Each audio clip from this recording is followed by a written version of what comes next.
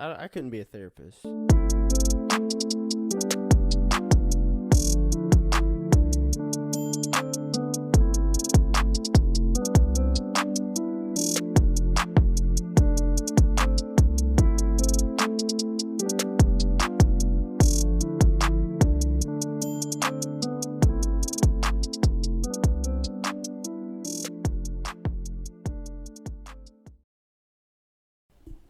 All right. So the next guest on the Yeah I Know It podcast is, you want to introduce yourself? Hey, Okay. I'm Lindsey Holder.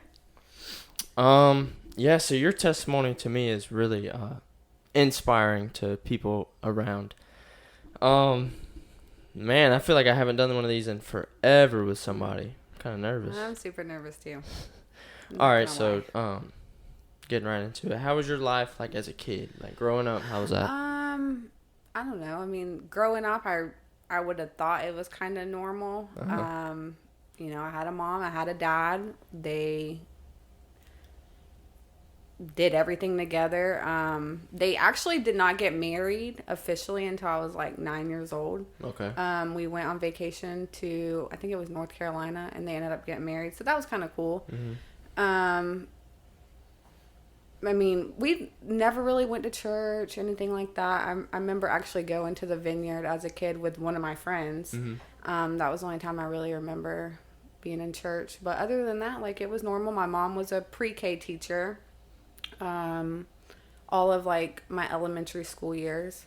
Yeah. And then my dad worked for like McDonald's construction or something like that. Okay. And then probably when I was like 10 or 11, he started his own drywall business. And that was interesting. We started having a lot of money. Really? And we never wanted for anything, but it just wasn't, it was very unhealthy. Yeah. Very unhealthy. Just having a lot of money was very unhealthy? Yeah, or? just his lifestyle, like the way, yeah. you know, at first it was like, okay, you guys can have whatever you want. Like, it was cool. Yeah. And then he started partying a lot and wanted to, like, show off. And everybody was always, like, really more important than us, it seemed like. You know what I mean? Yeah. But my mom was a trooper. I heard a saying, people like to say that money is the root of all evil. Yeah. But I think it's the love of money that's the root of all evil. Definitely. Yeah. Because I don't think money is necessarily a bad thing. No. Like, I feel like God wants us to be blessed and not really want for anything, but also need Him. Mm-hmm. But, yeah, definitely I feel like not having God has had a lot to do with it, too. Yeah. You know what I mean? They grew up poor. You know, my parents grew up poor.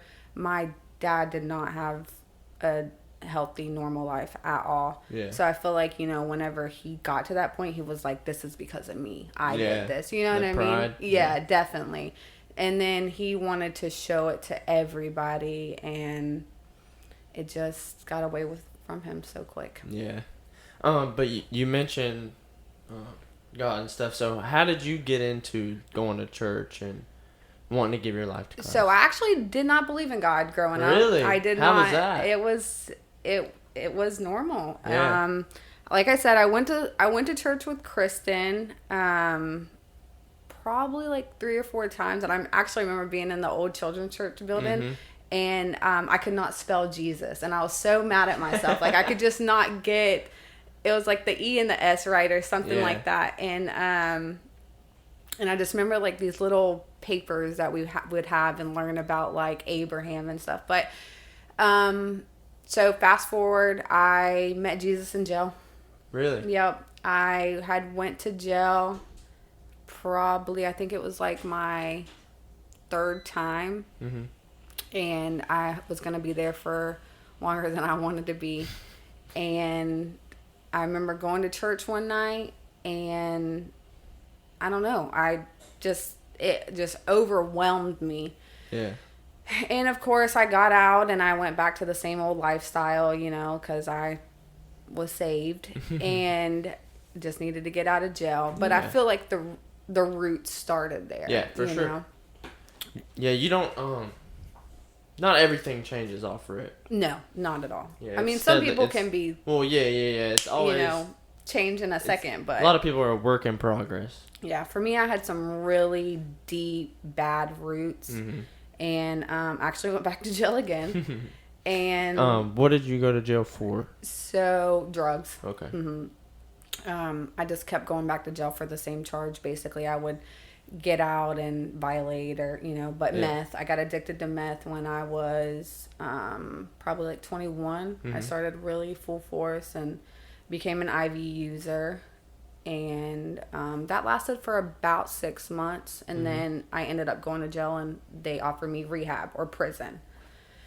And I was so mad because I really thought God was going to let me out of jail, and I was just going to, be okay, and I was going to go home, and everything was going to be all right. But I'm thankful for it, because if I would have never went to rehab, some people need it. Yeah, I would not be here today if I didn't go there. So it was definitely a God thing. That's pretty dope. Yeah. I'm not going to lie. To have somebody like so far away from God just to come back to God is amazing. Yeah. Struggling with your addiction, how bad is that?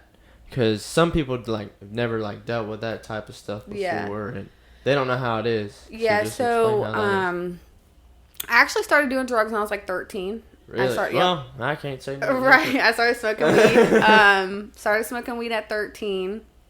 My parents actually smoked weed my whole life, and it wasn't weird, I always was around it. It was just normal. Yeah, it was normal, When I would go to other people's house, I would be like, God, y'all are so different than my house. Yeah. My house was crazy and loud, and everybody was always there, and they were always smoking and stuff. But my parents were good. I don't want to shame them. For sure. But so I started doing drugs when I was like 13, and it escalated very quickly. Started doing coke and pills at probably 16, and then I got pregnant at 17, had Rylan at 18, and wish I could have say, he saved my life, and he did eventually, but I got addicted to pain pills, because after you have a baby, back then they would give you Percocet. And my boyfriend at the time, he was on pain pills, so of course it was normal, and it was just like, okay, let's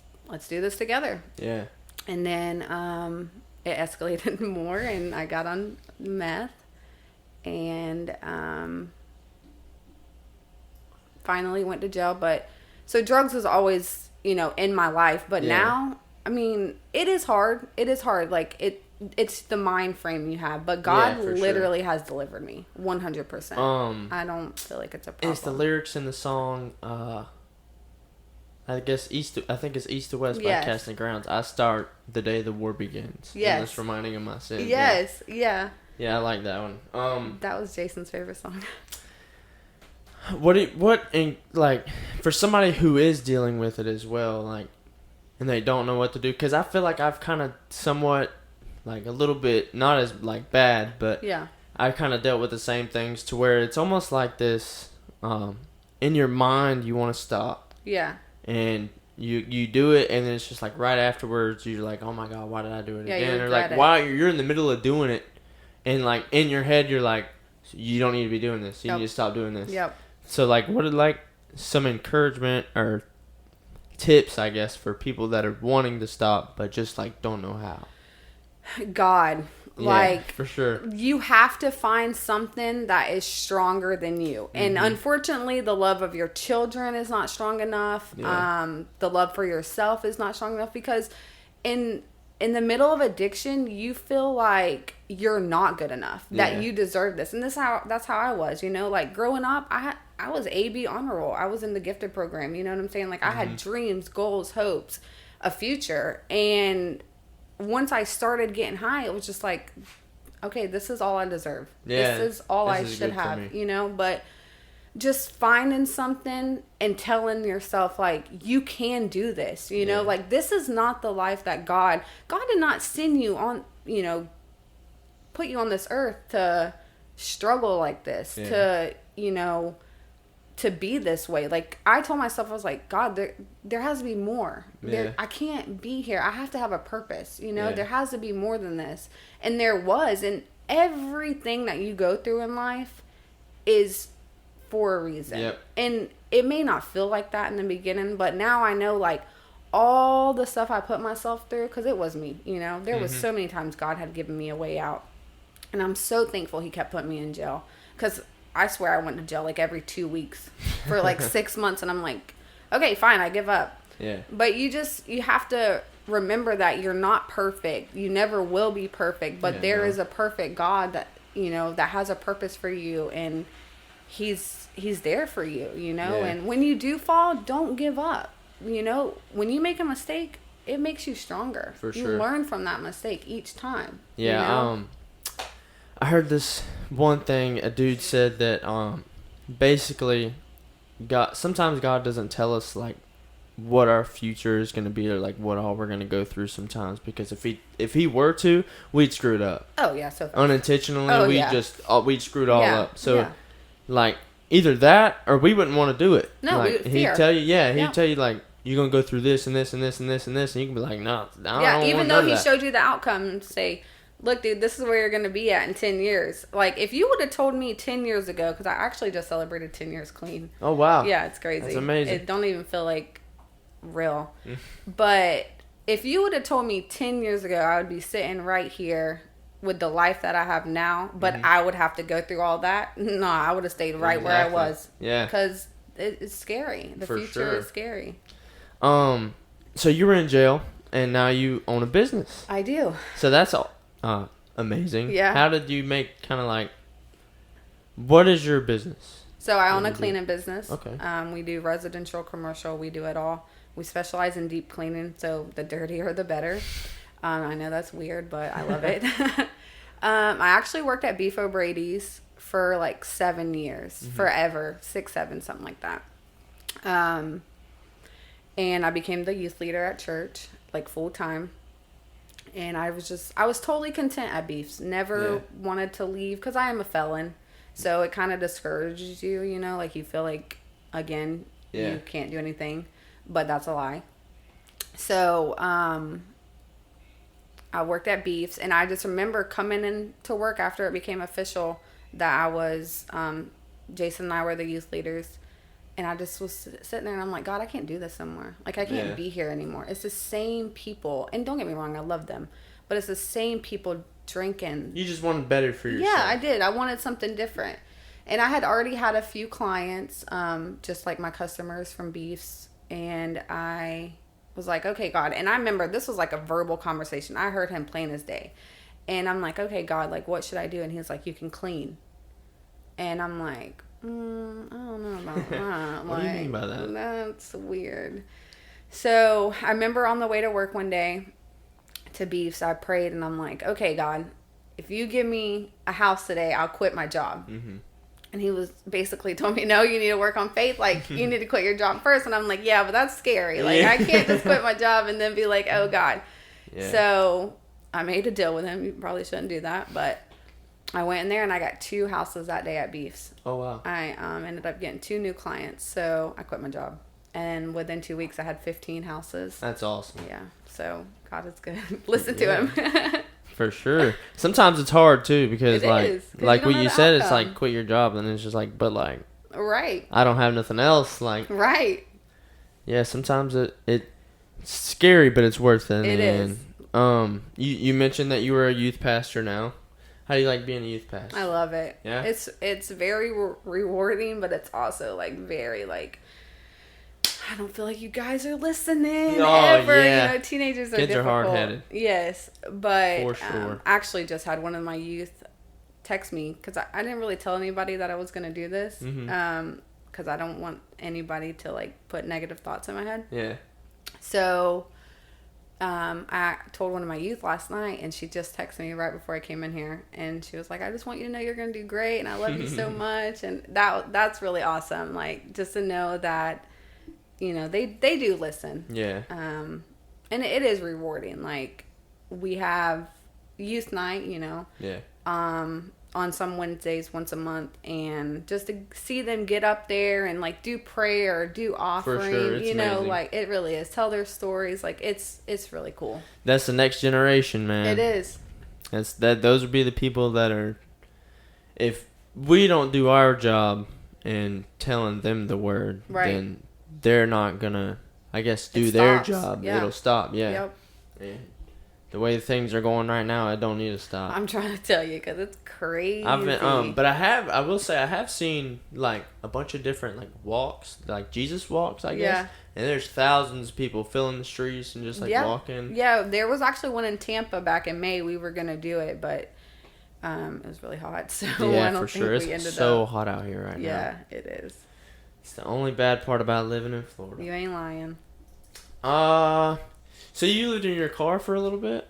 So, technically, yeah, and then I lived in a tent for for like a week. Yeah, we were. I was doing meth, like it was. I mean, deep into my addiction, and there was this guy. This is just out of pure curiosity. What does that feel like? Meth? Yeah. At first, it really doesn't feel like anything. You're just kind of up. You know, you just don't go to sleep, and you're just like, I don't know. It's just like you're there. I remember telling my cousin one day, I'm like, dude, I haven't done any pills in like 3 days. He's like, Lindsey, you haven't slept in 3 days. You've been on meth. And I'm like, no, I'm on that. Great. So, and then IV using, it's way different. So what is that? I don't know what that is. Like, I know it's an IV. Oh, okay. Yeah. So, it sucks. Yeah. It's just like you don't even really get addicted to the drug. You just get addicted to the way you do it and the feeling from the way you do it. You know, just don't do drugs, y'all. Yeah, please, don't start experiencing because that's when you go down the bad road. I have told my child Rylan knows everything that has happened in my life, and I have like beat it into him. I'm like, dude, trying one drug can literally take you so far. For sure. For sure. But yeah, so I met this guy, and I was house hopping basically, and I met this guy, and he introduced me to this couple, and they were actually drug dealers and addicts, but they were like, we want you to live with us, because she was like, I remember what it was like, when I first started out, and I had nobody, and if you're gonna live this life, like, you're gonna need help, basically, you know, like, this is a choice and you're making the wrong choice, but we're going to help you. And I am grateful for them because they did keep me out of a lot of things, but you need those kind of people sometimes. Yeah. But my boyfriend wasn't allowed at their house. So I would leave and go with him. And I remember, we stayed right down there in Homeland at Peace River in a tent for a couple of days, and probably about a week. And I remember them coming to try and, come down there and like, dude, what are you doing? Like, you have a whole house that you can stay in. And I'm like, no, I choose the dope, and I choose him. Yeah. And he ended up robbing me. And oh, wow. It was crazy. So I was stuck in a tent by myself for a couple of days. And yeah, I had my whole life packed up in my car. That's the only thing I owned was my car. And we had boxes and bags full in my trunk from, stealing stuff from people. And because you don't really own anything. Yeah. It's just like, oh, you go to this person's house, you grab a couple things, and, it's just never ended. Bro, that's amazing. I'd have never guessed. It's crazy. I'd have never guessed. It is. So you're from Bartow? Yeah, I grew up in Alturas. Okay. On ABC Road. Okay. My entire life. So how'd you meet Jason? It's so funny. So growing up, Kristen Holder, which is Jason's cousin. She was my best friend. She still is my best friend. And I remember going to her house, and I always envied them because they ate dinner together, and my dad was too wild for all that. Like, he never was at home long enough to do anything. So they would sit down and eat dinner and breakfast. I just wanted that lifestyle. I wanted that. And I remember telling her as a kid, I was like, I wish I was a holder. I just wish I was a holder. So, long story short, I wish I could say whenever I got out of rehab, I lived the life I should have, but I didn't for a while. And ended up going to Kayla, Jason's niece's birthday. And him and his friend were, basically trying to holler at me or whatever. And I'm like, it's not going to happen. Like, both of y'all leave me alone. Like, I'm good. I'm not. No. And we definitely was not living the life we should have. And I remember Danelle saying, he needs a good woman, and I was like, I'm not the one, dude. I got my own issues, I got my own problems. Like, I'm not trying to be in a relationship. Well, long story short, we ended up hanging out like all night, and then the next day we went on a buggy ride, like good old Alturas style, you know, and we were inseparable ever since. That's amazing. Our first date was church. Finally. Yeah, and I think you were probably a big reason why Jason had. I can't really think back that far, but Jason wasn't really in church a whole lot too. But I feel like when y'all got together, it was like y'all were both at church around a lot more. Yes, we.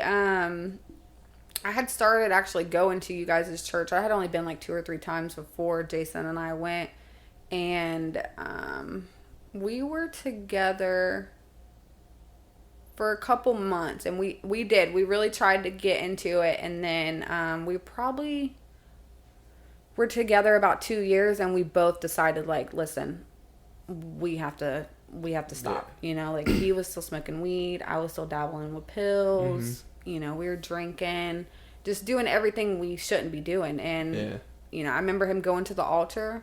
He had quit smoking weed, and I remember him going to the altar and getting delivered from cigarettes, and then it was game over after that. Like, we have been full force ever since.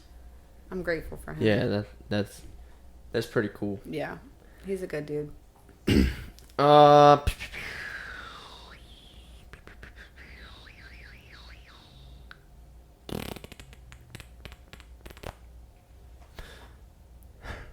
I'm all out of topics, but trying to think. Oh, so I got a few buddies, and I was talking to one of them the other day, but he said something about he just feels like he told me that he wants to start getting into church, but he feels like basically he's a bad person and that he shouldn't go to church because he's doing things that are wrong. Right. If we wait to be perfect, we'll never go to God. That's exactly We'll never go to God. You know, you have to go to God. I remember in my addiction, I would get high and pray. I would literally, as I'm getting high, I would say, God, please take this from me. Yeah. You know what I mean? But if you wait, you're never going to do it. And that's the enemy's job. You know, the enemy's job is to tell us, like, dude, you're not good enough. This guy's not going to love you. But he's not like... You're doing everything wrong. Right. He's not like people he's not like humans. You know, I've even talked to people that are Christian people. And, I mean, we all sin. Yeah. And I think it eats them... They let Satan talk to him so much to where it eats them up so much to where they feel like they aren't worthy enough to speak about God because they still sin. Yep. But in reality, we all still sin. Everybody's so afraid of being a hypocrite. Yeah. You know, and I was actually just telling my sister that. I'm like, everybody is a hypocrite. Yeah. You know, everybody has something that they're dealing with on a daily basis. But that's the reason why you should talk about it. Yep. You know, like, me and you, drugs could not be our problem, but gossip could be our problem. And, you know, you have to give it to God. And that is so hard. Like, go into him and saying, okay, God, this is what I'm struggling with. Yeah. This is my problem. And then even letting other people know, you know, that that's your problem. Like, I help with the children's church too. And all of us girls were talking, and like, we don't never talk. Yeah. Because we're all so fixated on our own problems, but we're also so scared to let everybody else know our problems. I think being vulnerable is like a huge, like, people need to start like being vulnerable and actually like explaining themselves and how they feel. And that's what we were talking about in our group chat. Like, somebody said something and like we all just kind of let it out. It was like, well, I'm going through this and you're going through that, and like, wow, I didn't know that you kind of felt the same way I felt. You know what I mean? Sure. And it's like, if we would just show people that it's okay to be broken. It's okay to, you know, to not feel strong, because that's when God works. He, you know, he works the strongest in our weakness. He wants our weaknesses. Yep. You know, so, and that is the enemy's job. He's so loud, and that's why I really feel like, you know, it says, be still and know that I am God. Like, you have to listen. You have to really listen to the, I just know soft words. Like, regardless if you're a sinner or not, because we're all sinners at the end of the day. Don't let anything or anybody tell you that you're not worthy enough to spread the gospel. Right. Because at the end of the day, none of us are worthy enough. So, nobody. Yeah, that it really got me the other day when he said that. I ain't gonna say no names, but right. Yeah, he told me. I was like, man. I even told him, I was like, that's Satan talking to you, bro. That is. It really is, and that's his job. He's gonna sit there and scream, and it's crazy. Pastor preached the other day, and I think it was Pastor, but he said something, and it was like, why do we listen to him? Yeah. You know what I mean? Like, why would you want to listen to negativity and hate and ugliness, and when God is sitting here telling you, man, I love you, you're perfect, because I love you, you know, like. I have your back, but here we are listening to the enemy telling us, oh, we're ugly, we're not good enough. Oh, you fall short every day. You know, stuff like that. And it's just like, that's so true. Like, why would we listen to the negative parts? Yeah. But yeah, for sure. I don't understand crazy. That. I think subconsciously people are kind of attracted to the bad things. It's weird. Like, that's what the news is all about. Right. Is everything bad that's going on. Nothing. They don't want to talk about nothing that's good going on in the world, but they want everything drive they fear. got. Yeah, exactly. And that's the devil's job. This is the enemy's world. This is his property. This is his territory. You know what I mean? Yeah. And if it were easy, everybody would do it. And that's how God deciphers us. I think. Yeah. Like who's actually doing it in all this craziness. For sure. But like you said, we all fall short. Like it's the enemy's job to treat us this way, for this to happen. But God is there to pick us up, and he found me in jail. Exactly. He did the same thing for a lot of people too. Right. Like, and I did so many horrible things, I left my child. Like, I stole, like I lied. I used to curse God. Like, it was crazy because I didn't believe in him. You know what I'm saying? And it's like Paul. Yeah, he was out there murdering Christians. Yeah. And if he can be forgiven and set free and then used, and he wrote half of the Bible. Very wise man. Yeah. It's like, dude, you're no different. You are no different than these people. Y'all are no different. Not at all. Yeah, no different. We're all kind of in the same boat. Right. And you're always going to have those people that, oh, well, you do this and you do this, but you're sitting here preaching for God, and it is what it is. Yes, I am. Yep. It is what it is. I'm trying just like you. Exactly.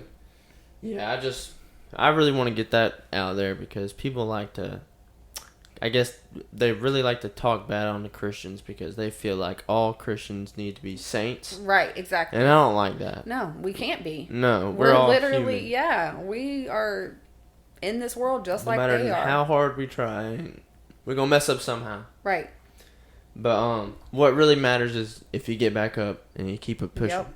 It says in the Bible, fall down 7 times, get up 8. Exactly. And that's what you got to keep doing. This is off topic, but it came into my head. So you have you heard recently that the aliens? Yes. The aliens? Yes. What do you think about that? So I deleted TikTok in January during our fast because I was like hardcore conspiracy.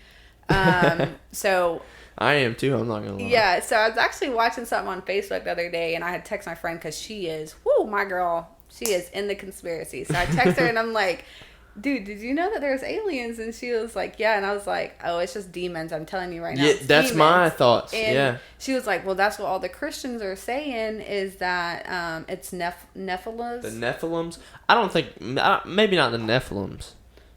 But because the Nephilims are,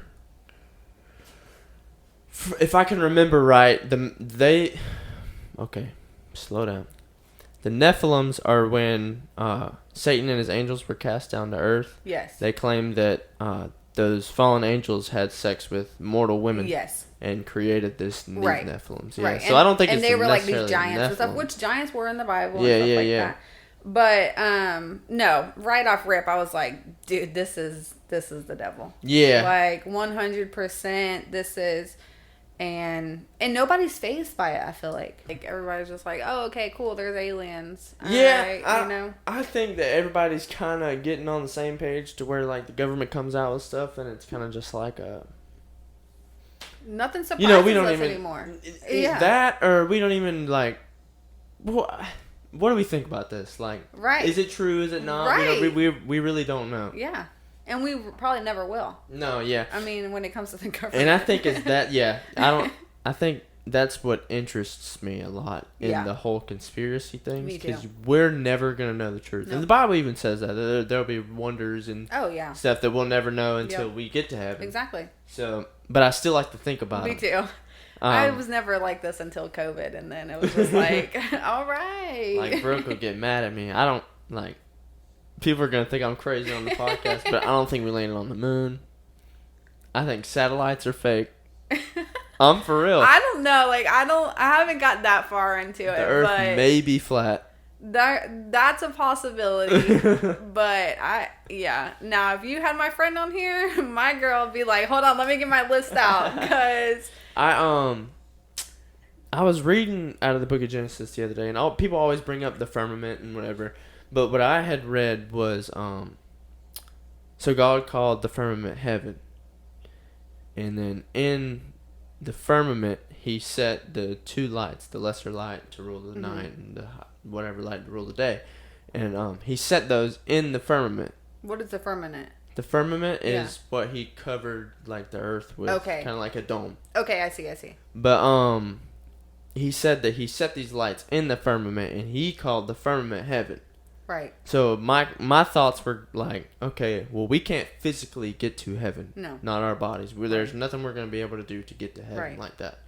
I was like, so if he put the moon and the sun and the stars in the firmament, which is heaven, we can't get to that. So that is true. Yeah. That is true. I get that. I see what you're saying. I definitely see So I don't know. That, and it was the 1960s, I think, is when they got to the moon. We barely had a computer. Yeah, and they live streamed it on the TVs. Right. And then we got the Ocean Gate going down 2 miles. Yeah. And we lose connection. That's what I'm saying. Like, it was so funny because last night, my nephew, he's my youngest one, he's 5, and he said, Aunt Lindsey, what did you used to watch on YouTube? And I said, baby, we didn't have YouTube when I was growing up. He's like, what? What did you do? I said, we didn't have cell phones until I was probably like 13. I said, I'm older than Google. How old are you? I'm 31. Okay. Yeah. No, I grew up at the start of everything. Yeah. But I think my parents did pretty good. I'm going to take what they did when I was a kid and kind of do it to my kids. I didn't get a phone until I was 12. Like, all my friends always had phones and stuff growing up. I think I got an iPod when I was 8. And then until that, I lost it, and they got me a Kindle Fire. Yep. Afterwards. But, yeah, I didn't get a phone until I was 12. And I like that because you can't nowadays, you know? I mean, unfortunately, my kid got a phone when he was like 9 because he lives in a split household. But it was very, like, protected. You know, he wasn't allowed to have YouTube. He couldn't have Snapchat or anything like that. He doesn't have TikTok, Facebook. He just turned 13 and just got Snapchat. But your kids are so exposed to everything nowadays. You know, it's like you can play on YouTube Kids. And you have kids in there. Like, they're pushing a lot of things lately. I was talking to Brooke about this the other day. Like, there's people I watch on YouTube that are, like, pretty cool. Whatever, but they're getting to the point of, like, now they're all pushing, like, porn stars. They want to get the porn stars on there, and they want to do all this and that. I'm just like, bro. It's crazy. Kids, watch y'all. Right. It is absolutely insane. It's almost like selling your soul. Yeah. You know, like, I'll do anything for this fame. I'll do anything. I'll sign my life away as long as, you know, I have all these followers. Okay, I also heard this, I guess this is a conspiracy, somewhat. Mm-hmm. But, so the Antichrist, we have always been, basically raised to think, or at least me, that the Antichrist will be one person that comes and he will rule or whatever and act like he's God. Same. But, I heard this one thing, it kind of made me think. So, in the Bible, I'm not sure what verse, it talks about how there will be many that come in my name, and they will be the Antichrist. And it said something about basically the spirit of the Antichrist. Yeah. And he basically said that the spirit of the Antichrist is here already. Yeah. And he is out of hiding. Like, everybody knows now. There's people, like, famous people talking about Satan. It's in their concerts and everything like that. Everything. It's insane. So, what he was saying was, like, what if the Antichrist is here, but it's not the because Satan ain't stupid. No. He's so conniving and sneaky. Basically, what the dude was saying was, what if he kind of like tricked us all into thinking that it was going to be a man? So we're all waiting on that to get right. But it's really just the spirit, because he's out now. No. Oh. I'm just saying, people like Satan is not hiding anymore. Oh no, not at all. That's what I'm saying. So like, what if it's just that spirit of the Antichrist that's rising up like that? And that makes a lot of sense, because it's like more and more people are going that way. You know, it's he like, just kind of tricked us into thinking that it was going to be a man that comes in. Yeah. So because this was my thought process for a long time. I'm going to wait till the Antichrist comes out, and then I'm going to get right. Right. I think a lot of people do that too. They're like, you know what, let me do all these things, and then I'll go get saved. I got plenty of time, but you don't. See a blood moon and be like, all right. Got one more week.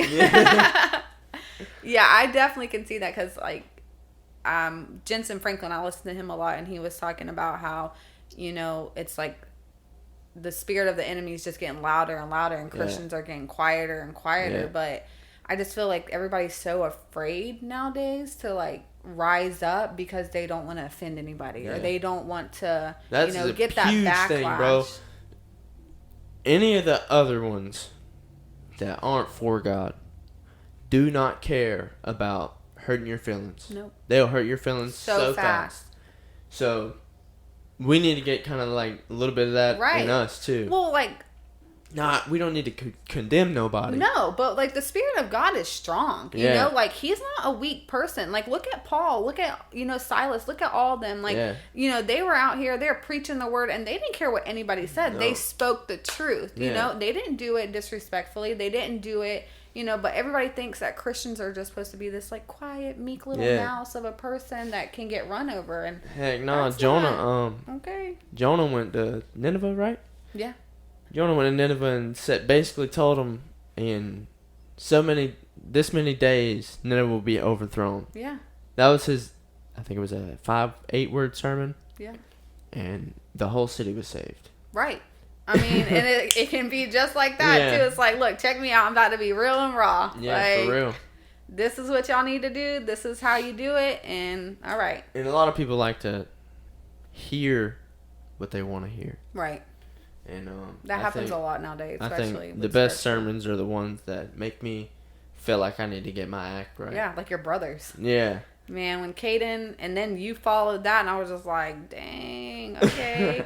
But Caden's, we need more sermons like Caden's. Yeah. Like that was just making sure, like, you know. Just, to get your... It's not...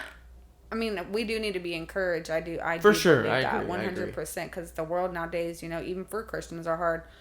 But just to know, like, dude, this is real. You know, like you have a choice, heaven or hell, and you know, and thankfully we have that choice. But it's serious, you know. Yeah, for sure. And it's real, very real. See, that's what I like about this, because I can cut all these out, like the pauses and stuff. Oh, and okay. Just flip them out. So it just won't be a long pause. Okay, I get it. When I did that one by myself, I clipped so many of them together. Really? Yeah, there was so many pauses during that. Dude, that thing was so good. I listened to it and I'm just like, oh my God. That, I don't know. I'd be losing my brain sometimes. I lose my head if I needed to. I know that's right. I swear I'll have like 15 things going on at one time. I'm like, oh, I need to do this. Oh, I got to start the laundry. I should do the dishwasher when I'm doing this. Like, it's crazy. So, yeah, you went from, basically from, my dad said this when he texted me, because I text my family about just like, I said, I'm doing a podcast with Lindsey, like, let me know some topics. Yeah. So he said, basically, you went from worst to first, is what he said. Oh, that's awesome. That's really cool. So it's kind of like, as a whole, well, no, I guess we already talked about it. I was going to say, like, how did you get to where you are now? So it's funny that you say that, because what sums it up for me is the other day. So we actually just went to Key West for vacation. Yep. It was Jason's birthday yesterday. How was that? I've never been, but I want to go. Oh, I loved it. When my dad did paint drywall and trim, we went down there like every summer. But I actually hadn't been since I was like 10. It was nice. We stayed in Key Largo, so it was like the first island, and Key West was like 2 hours away from that. But we did end up driving. We went during the day, thank God, because at night it gets crazy, and you can tell it does. It's just a bunch of bars and stuff. But it was nice. Like, we had all the kids. We went with his friend. They had all their kids. So it was cool. But I just remember sitting on the boat and, like, just looking at the water and looking how beautiful it was down there. And I just remember saying, like, to myself, I made it. Yeah. Like, it's crazy, because I remember 10 years ago, like, I would have never, ever thought I would believe in God. Yeah. I would never have expected any of this, honestly. Like, it's amazing how God can, what he can do when he, like, brings restoration, And I remember standing, my friend actually called me the next day, and she's going through a little bit of trial right now with one of her kids, or with her kid, and the enemy, she was like, dude, the enemy's just so loud. And she fought addiction too, and she's like, he just told me to give up. You can just give up and go get high. Yeah. It would be easier. And it would be easier. But that's how the enemy works. He doesn't show you what's to come after that. He's only going to show you how easy it will be in the beginning. It makes you feel like you deserve it. Right. It's like, like, dude, you can take all this pain away. You can take all this hurt, all this having to deal with it, if you just, go do this one little thing. Yeah. But everything that you lose is, and it's just insane. But I remember a few years back, because after I got out of rehab, I broke my hip, and I got back on pain pills. And I was trying to get clean from that. And I remember standing at my stove, and I swear I heard the enemy say, just kill yourself. Oh, wow. Like, it will be so much easier, And I was encouraging my friend, because I was like, everything that came after, I didn't. Clearly, I'm not going to kill myself. Yeah. But there are people out there that hear that and, think about it. And it's like, dude, when you know God and he's working in your life, like, the enemy is going to come, and he's going to try you with everything that he can. But when you, because he sees you as a threat, right? But when you hold tightly to God, and you get past that, the blessing that is waiting on the other side, or the strength that is waiting on the other side, is worth every single hardship that you just faced. And even Jesus in Matthew 4, when he was tested by the devil. Like, he was in the wilderness for 40 days and 40 nights, nothing to eat, and, like, it just shows you that Jesus did everything we did. He went through every hardship that we have ever been through. He has overcome it, and it's just crazy. Prime example of how to live your life. We're not going to be able to do everything he did, but it's like a perfect outline on what to face whenever, like, it's everything in there. I'm telling you, every feeling that you have, everything you go through, it's in the Bible. Get in your word, see how he overcame it, and he never gave up. Take one step to God, he'll take 10 steps to you. You ain't lying. Well, Lindsey, I appreciate you having on the podcast. Thank you. I don't even know what I just said. I appreciate you coming on the podcast. I'm sure they knew what you meant. Yeah, it was fun. Your testimony is awesome to me. God's good. And yeah. You got anything you want to say to anybody out there? Don't give up. Love God. He loves you. You have a purpose. Don't be scared to fail. Don't be afraid to fail. All right. Go with the Lord, and he will go with you. Amen.